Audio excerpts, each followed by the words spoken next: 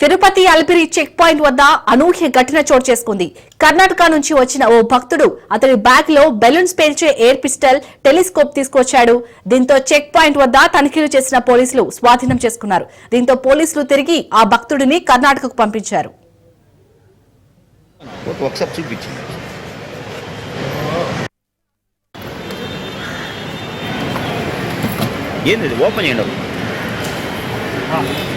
Telescope ఏం జరిగింది చెప్పండి. ఏం జరిగింది ఏంటి ఎందుకు మిమ్మల్ని ఆపారు? టెలిస్కోప్ చూసి ఏం సబ్జెక్ట్ అండి? ఆగండి ఒక నిమిషం. మీరు ఎక్కడి నుంచి వస్తున్నారు? బెంగళూరు. ఏమి వచ్చారు?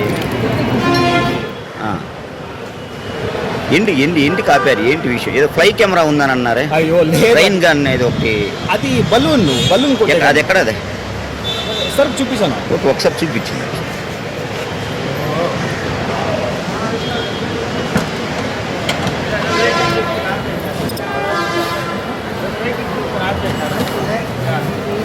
సార్ ఇది ఎయిర్ గన్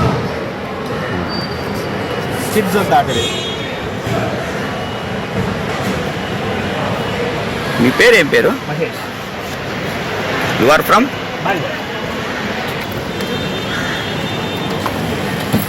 ఏంది ఓపెన్ చేయండి. టెలిస్కోప్. ఇక దీనికి సంబంధించి పూర్తి డీటెయిల్స్ మా ప్రతినిధి సురేష్ అందిస్తారు. Suresh.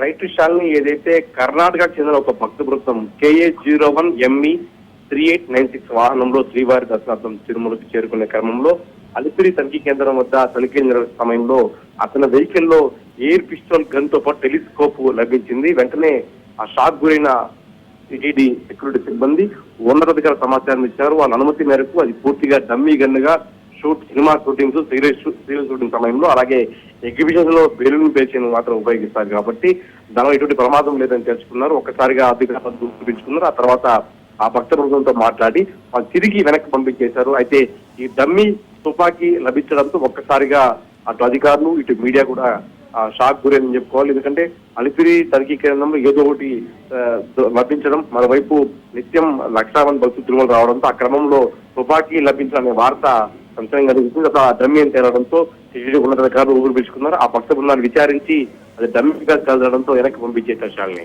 Right, thank you Suresh. ఏం జరిగింది చెప్పండి. ఏం జరిగింది ఏంటి ఎందుకు మిమ్మల్ని ఆపారు? టెలిస్కోప్ చూసి